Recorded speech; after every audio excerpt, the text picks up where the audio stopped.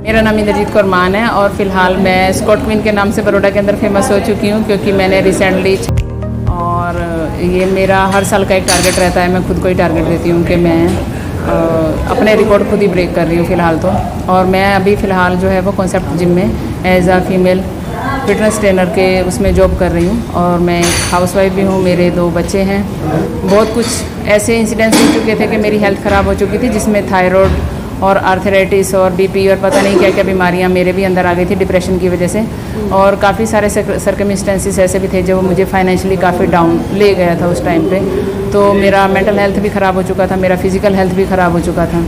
तो कहीं ना कहीं स्पोर्ट्स स्पिरिट जो मेरे अंदर की थी वो मैं बार बार यही सोच रही थी कि मुझे इससे बाहर आना है, मुझे इस तरह से बेड पे नहीं रहना है। उस टाइम पे मेरी सिचुएशन नहीं थी कि मैं जिम में जाके अपना वापस से रीबैक या कम बैक स्टार्ट कर सकूं। तो कहीं ना कहीं 1 साल तक रनिंग वगैरह स्टार्ट किया। फिर जिम को मैं बाहर से ही देखती थी कि मुझे इसके अंदर जाना है, मुझे इसके अंदर जाके कहीं ना कहीं अपने आप को फिट रखना है। लेकिन उससे पहले फिर फ्रीलांसिंग मैंने स्टार्ट किया ताकि मैं एक कनेक्शन बना सकूं, लोगों के थ्रू जिम के अंदर जा सकूं, जिम का माहौल देख सकूं। तो एज अ फ्रीलांसर मैंने ट्रेनिंग स्टार्ट किया। तो उसके बाद ट्रेनिंग को अच्छे रिजल्ट आ रहे थे, तो उनके बेस पे फिर कहीं ना कहीं मैं जिम के अंदर रेकमेंड हुई कि आपको अच्छा नॉलेज है, आप जॉब के लिए भी अच्छा है, क्वालिफाई हो। बच्चों को स्कूल भेज के उसके बाद जो टाइम होता था उसमें फ्रीलांसिंग फटाफट से मैं कर लेती थी। फिर किसी का लेडी का सुना कि उसने 300 स्क्वाट्स का रिकॉर्ड जो है वो बनाया है। तो उसमें मैंने सोचा कि अगर ये 300 का बना सकती है तो मुझे ट्राई करना चाहिए, क्योंकि अभी तक किसी ने कॉन्स्टेंटली मारे थे या उसने ब्रेक लेके मारे थे वो मुझे नहीं पता था। लेकिन मैंने खुद पे ट्राई करने का सोचा, तो मैंने 500 स्क्वाट्स उसी टाइम स्टार्ट किए। तो मेरी अगर स्क्वाट्स की जर्नी है तो वो 500 से ही डायरेक्टली स्टार्ट हुई। उससे पहले मैं वर्कआउट करती थी लेकिन कॉन्स्टेंटली कभी इतना सारा नहीं मारा था। चैलेंज था मेरे लिए, क्योंकि मैं एक बहुत ऑर्थोडॉक्स फैमिली से बिलोंग करती हूँ। पंजाब हरियाणा के बॉर्डर के बीच में ये गांव आ जाता है शामली, जो यूपी के बॉर्डर लाइन पे भी कनेक्टेड है। तो वहाँ पे जब मेरा टाइम था तो गर्ल्स एजुकेशन को बहुत अच्छा नहीं समझा जा रहा था। वो टाइम पे मैं नेशनल कबड्डी की चैम्पियन रह चुकी थी। तो स्पोर्ट्स में जाने का और ये मेल डोमिनेटिंग फील्ड के अंदर आने की मेरी वजह यही थी कि लड़कियों को क्यों नहीं, ऐसा तो लड़की होना कितना बड़ा गुनाह है समाज में कि हम ये काम क्यों नहीं कर सकते। ये कुछ काम के उसमें जेंडर क्यों आता है बीच में बार बार। तो मेरे लिए एक चैलेंज था और एक जिद, समझ लीजिए इस चीज़ को। तो जिद पूरी करने के लिए, अपने पैशन को पूरा करने के लिए और बीमारियों को दूर करने के लिए मेरी इस फिटनेस वर्ल्ड में मतलब मेरी वापसी हुई है उसमें। मैं अगर बोलें तो सिल्वेस्टर स्टैलोन जो हैं हॉलीवुड के बहुत बड़े लेजेंड हैं वो, और उनको मैं फॉलो करते हुए आज मैं यहाँ तक पहुँची हूँ, क्योंकि मैंने उनको गरीबी से भी लड़ते हुए देखा, जो एक मेरा भी बहुत डाउनफॉल था उस टाइम पे। और वो भी, उनका मेंटल हेल्थ भी बहुत डाउन था।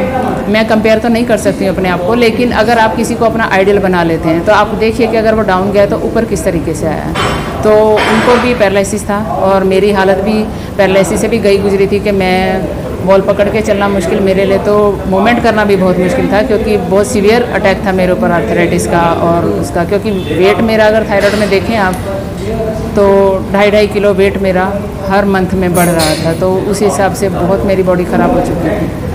तो फिर उसके लिए सिल्वेस्टर स्टैलोन के वर्कआउट को, उनकी लाइफ जर्नी को फॉलो करते करते मैंने रीस्टार्ट किया। घंटे का 2 से 2.5 घंटे का वर्कआउट मेरा रहेगा उसमें। और जो मैं मेरा ड्यूटी कंप्लीट करने के बाद मैं यहाँ पे अपना टाइम स्पेंड करती हूँ वर्कआउट करने के लिए। और डाइट मेरी ऐसी रहेगी कि जो चीज़ शरीर को आपके नुकसान दे आप उससे दूर रहिए हमेशा।